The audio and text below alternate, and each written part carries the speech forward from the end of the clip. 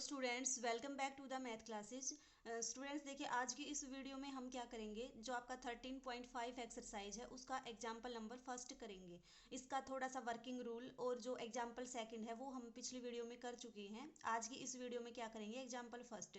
इस एक्सरसाइज में आपके पास दो ही केस हैं, एक तो जो एग्जाम्पल 2 में करवाया था वो, और सेकेंड आपके पास जो आप एग्जाम्पल 1 में आज करेंगे वो। ठीक है, तो देखिए क्या है आपके पास एक सरफेस गिवन है, आपको इसका नेचर फाइंड आउट करना है। ठीक है, तो आपको बताया था इस एक्सरसाइज में कौन से केस होते हैं, जो आपकी सेकंड डिग्री की टर्म है वो क्या फॉर्म करे, परफेक्ट स्क्वायर फॉर्म करे। ठीक है, अब सेकंड डिग्री की टर्म आपके पास ये है, तो सबसे पहले तो हम क्या करेंगे, कंपेयर करेंगे तो आपके पास ए कितना आएगा 4, बी कितना आएगा आपके पास 9, सी कितना आएगा आपके पास 36, और आपका डी कितना आएगा, सॉरी डी नहीं, यहाँ पे क्या है वाई जेड मीन्स आपके पास एफ।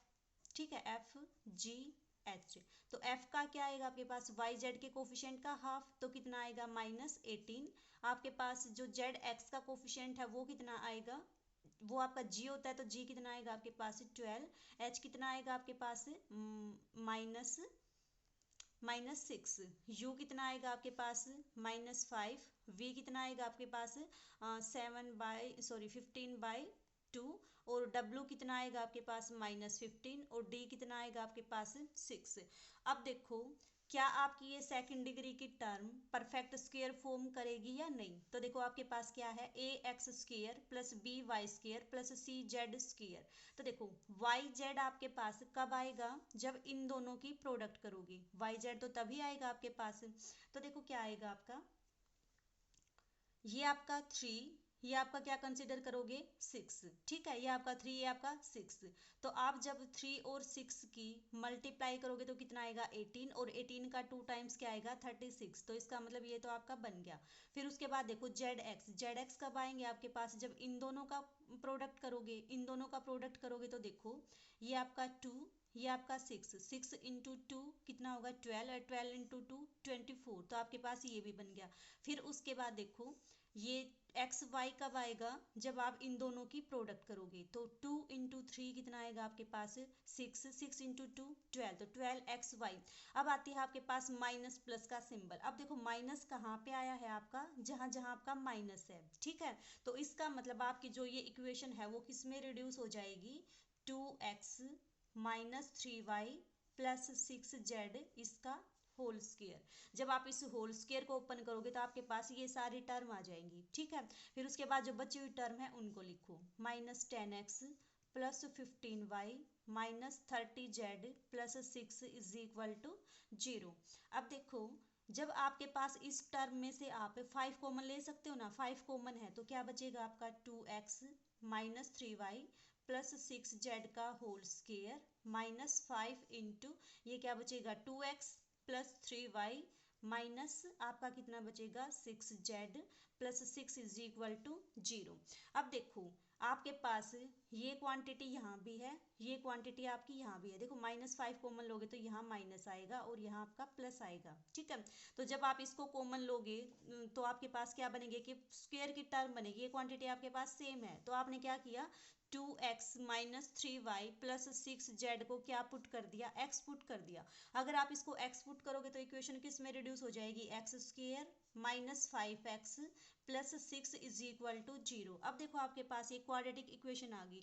इसको अगर आप सोल्व करोगे, फैक्टराइज करोगे तो आपके पास क्या आएगा, x -3 into X -2 is equal to 0। अब देखो दो टर्म का प्रोडक्ट 0 है, इसका मतलब क्या आएगा आपके पास x -3 भी 0, और ये आपके पास x -2 भी कितना आएगा 0। ठीक है, या तो आपके पास ये कंडीशन आएगी या ये कंडीशन आएगी। x की जो भी वैल्यू है इसमें पुट करो तो कितना आएगा आपके पास 2x -3y plus 6z -3 is equal to 0। X की जो वैल्यू ये पुट करोगे आप तो आपके पास एक इक्वेशन आई ये। सेकंड क्या आएगी आपके पास 2x -3y plus 6z minus 2 is equal to 0। आपके पास क्या है, ये दो प्लेन आएंगे, ठीक है। ये दोनों प्लेन आपस में कैसे होंगे, पैरेलल प्लेन होंगे, ठीक है। क्यों, क्योंकि देखो सारी क्वांटिटी सेम, कांस्टेंट का डिफरेंस है, तो इसका मतलब ये दोनों प्लेन आपके क्या होंगे, पैरेलल प्लेन होंगे।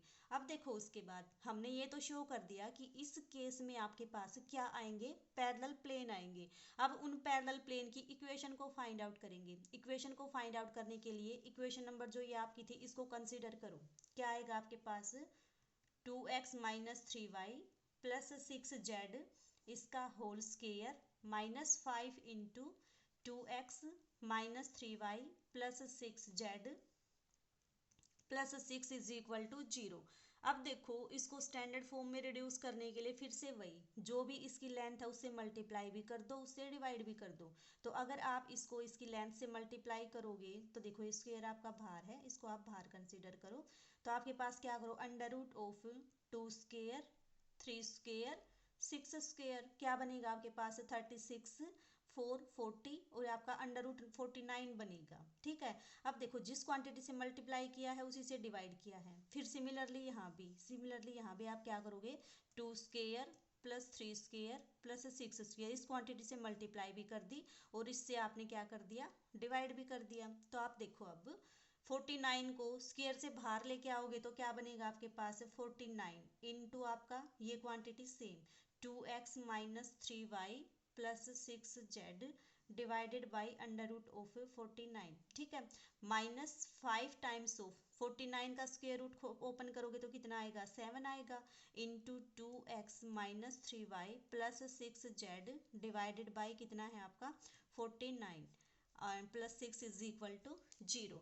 फिर क्या करो, इस प्लेन को आप किससे रिप्लेस कर दो, x इज इक्वल टू 0 से। आपने क्या किया, replace 2x minus 3y plus 6z is equal to 0 by x is equal to 0। अगर आप इसको इस प्लेन से रिप्लेस करोगे तो कर दो, इसकी वैल्यू पुट कितना आएगा 49x स्क्वेयर माइनस 35, ये तो आपकी सेम ही है तो ये भी क्या बन जाएगा x plus 6 is equal to 0। तो ये आपके पास देखो किसकी इक्वेशन आ गई, इस फॉर्म में आ गई ना, ax square plus b x plus C is equal to 0। और ये आपकी किसकी इक्वेशन होती है, पेयर ऑफ पैरेलल प्लेन्स की, ठीक है। तो इस टाइप का जो भी केस आएगा वो क्या होगा, पेयर ऑफ पैरेलल प्लेन, ठीक है। तो ये था आपका एग्जांपल नंबर 1। आपके पास जो 13.5 एक्सरसाइज है उसमें आपके दो ही केस हैं। एक तो कौन सा केस है कि जब आपके पास ये परफेक्ट स्क्वायर फॉर्म करे और जो ये टर्म है वो इस क्वांटिटी से डिफरेंट हो, तो वो तो आपका एग्जाम्पल नंबर 2 का केस चला जाएगा।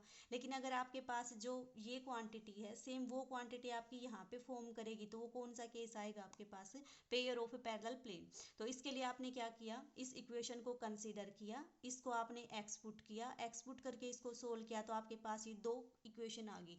ये दोनों इक्वेशन किसकी हैं, पैरेलल प्लेन की। पैरेलल प्लेन कैसे हैं, क्योंकि कांस्टेंट का डिफरेंस है। तो आपने ये तो शो कर दिया कि ये पेयर ऑफ पैरेलल प्लेन है। अब उनकी इक्वेशन फाइंड आउट करोगे। इक्वेशन फाइंड आउट करने के लिए फिर से वही क्या प्रोसीजर, इसको लेंथ से डिवाइड कर दिया और जो भी ये प्लेन था उसको स्टैंडर्ड प्लेन से यानी कि कोऑर्डिनेट प्लेन से रिप्लेस कर दिया।